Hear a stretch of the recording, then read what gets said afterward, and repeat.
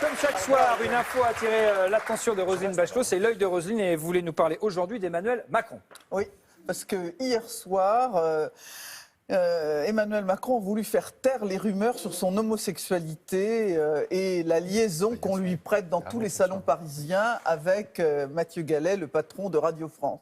Et je trouve que c'est très intéressant de voir qu'un homme politique est contraint, devant l'explosion des rumeurs, de se livrer à ce genre de mise en scène et de contradictions. Mais on en parlait d'ailleurs sur le plateau avec Maître Dupond-Moretti hier. C'est toute la question de la transparence qui est posée. Non, d'abord, ça veut dire une chose sur notre société, qu'on puisse encore utiliser une rumeur d'homosexualité en 2017, pardon, décidément. Le temps passe vite. Le temps passe vite. Bah oui, je ne me vois pas vieillir. En 2017, pour attaquer un homme politique, ça a été utilisé, y compris par un député, Nicolas Dhuicq, du parti Les Républicains. Je trouve ça vraiment absolument hallucinant. Deuxièmement, c'est vraiment terrible, parce qu'on se demande si cet exercice ne va pas contribuer, au contraire, à enfler la rumeur. D'ailleurs, il y a un certain nombre pourquoi il s'est senti obligé de faire ça d'Emmanuel Macron qui le lui ont déconseillé, mais parce que ça prend des proportions sur avec les réseaux sociaux. Avec Internet et les réseaux sociaux, ça prend des proportions incroyables. Mais moi, je ne savais pas. Est-ce que tordre le cou à la rumeur est efficace Parce que le résultat est qu'aujourd'hui, effectivement, la rumeur a été dévoilée au grand public. Est-ce que ça sera un bien ou un mal?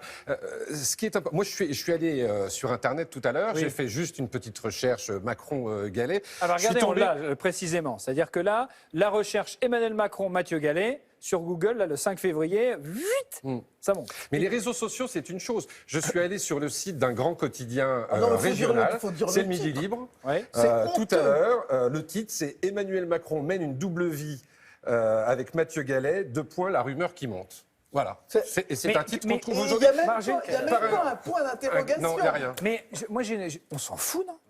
Mais oui, on s'en fout. Il a bien le droit de faire ce qu'il veut dans sa vie privée. Ce qui se passe dans la chambre à coucher. Alors, ce que je trouve encore plus incroyable, c'est que des gens ont dit d'Emmanuel Macron, ce qui lui arrive, c'est tout à fait normal parce qu'il a mis en scène sa vie privée. Vous savez, c'est le genre de commentaires ou d'accusations qu'on fait à une femme qui se fait violer. Ah bah oui, c'est normal, elle avait une jupe trop courte. C'est pas parce qu'on a exposé sa vie privée pour se faire connaître des gens, y compris 4 couvertures de Paris Match, et je crois qu'il y a la 5e qui arrive demain, c'est pas pour ça qu'il faut raconter des saloperies sur les gens, des choses pas vraies. Exactement, Roselyne. Oui, non, mais ce qui est bien, c'est qu'il a démenti sa relation avec Mathieu Gallet. En revanche, je crois qu'il n'a pas encore démenti sa relation avec le MEDEF.